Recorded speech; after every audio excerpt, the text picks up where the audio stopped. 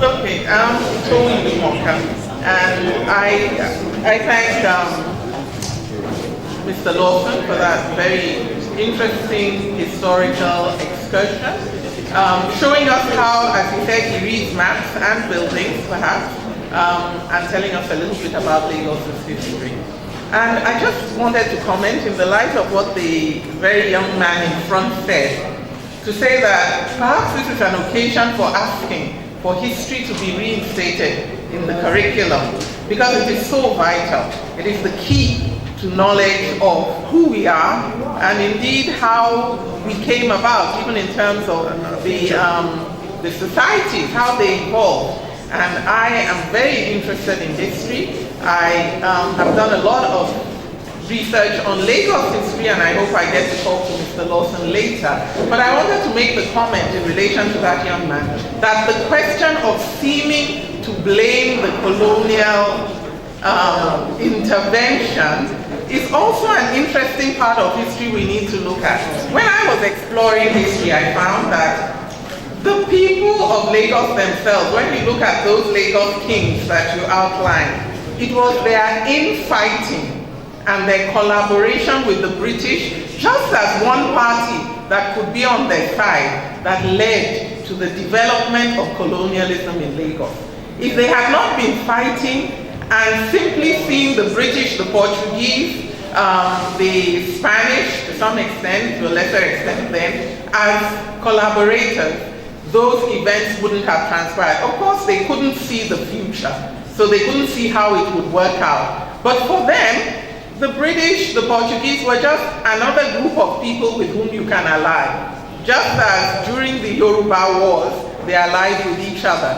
So to some extent, we shouldn't impose our reading of history on them. For them, they were just another group of people. They seem to have power, they have guns, they have arms, so get them on your side. They couldn't see what would come out of it in history. But I think we can learn from it today in Nigerian history, how we sell our things and ourselves so cheap. Again, history repeating itself, and we continue to do that ever since the slave trade. No other group of people in history have sold each other the way in which Africans have, and it is a reason for why we are where we are in the global economy. Just wanted to comment on that in the light of the young man's comment. Sorry. Thank you very much. Thank you very much, Mr. Lawson. My name is Asante. I live here. Sorry, this is my second home.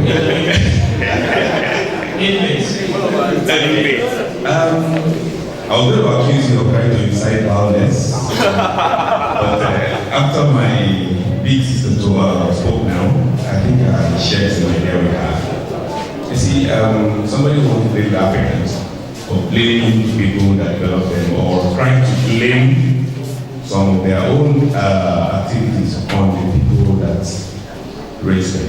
I could see the colonial schools, I could see the structures, I could see the hospitals, I could see all these clinics and everything. Whatever since the new government was in 1960, what have we done? Nothing. You understand? And each time you keep blaming these people, don't forget, just like she said, that there were some people that were representing us. They didn't come and pick anybody. They didn't know where Isalebongo was. They didn't know where Ijebu was. People were going there to bring slaves. How did they cajole them? What did they give them? Was it cowries? Was it meals?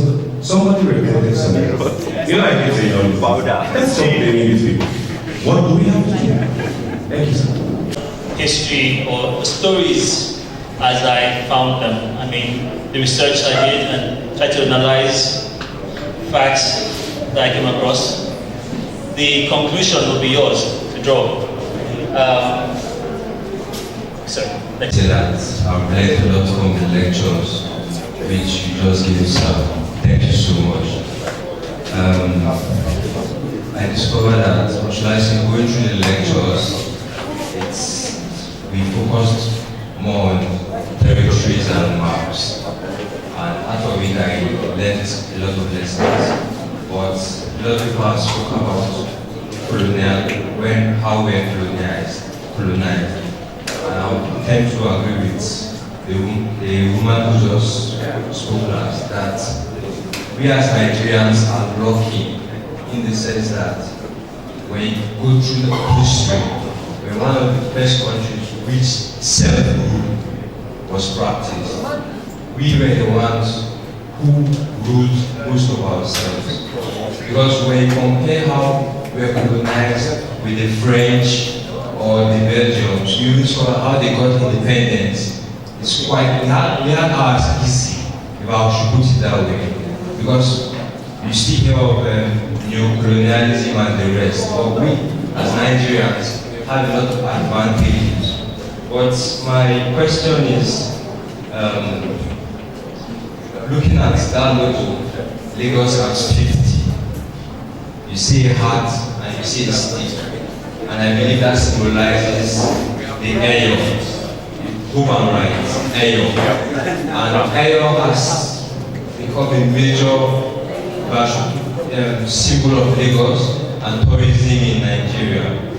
But I would like to ask, the lecture should be three major groups, like it that way.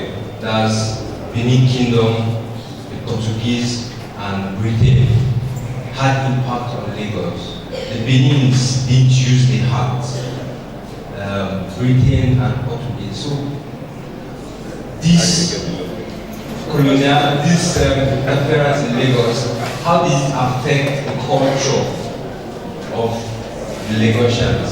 The heart and the stick of Lagos. What's its origin? Was it the Portuguese that influenced or Britain? Because I don't think Benin, whom I spoke so much of, used the stick and the heart. So does anybody know what century the first day of festival? Because I mean, what I think, this is my thinking, is that the Ayo is a masquerade, obviously, but it was a symbolic gesture or reference to the Portuguese soldiers. Fight dance, where you were actually in training, practicing to fight, but you was actually pretending to be the dance. The Ayo was the island's style of training an underground army of sorts. Because, I mean, that's just my thinking. Because the Capura, who established Capura, were the same people that left Lagos Island or the Yorubas and stuff like that. But so you can imagine that the festival was happening under colonial rule. And this is something they used to symbolize the contact with the Portuguese or reference to the Portuguese. But it's still starting process, not research or anything. It's just a visual reference that I think makes some type of sense, also connection. My question is around the early exploratory days and what your theory is about why the Europeans felt compelled to come to us. Well, you explained that, but why were we exploring, and were we only exploring within Africa? Why were we content to not go out and find other lands, etc.? Let's ask ourselves that why this area, Nigeria, has the largest concentration of black peoples in the world. The largest concentration of black peoples all over the world. A quarter of the world's population of black people reside here. So it must be something very important about this place. Yeah, this is, I mean, cradle of civilization, whatever, I mean, who knows? I mean, we have connections probably to Egypt, who knows? But there's something very important about here, and it was very fertile. It was Garden of Eden of sorts, and we didn't have to explore. We had everything we needed to make ourselves comfortable. We were comfortable with nature and what we had. Europeans had to battle with climate changes and stuff, had to keep adapting themselves and reinventing things to make themselves comfortable. So they had to also go out and explore to find other sources to make themselves more comfortable. So I think we were not compelled to, we had no reason to go out to explore because we had everything.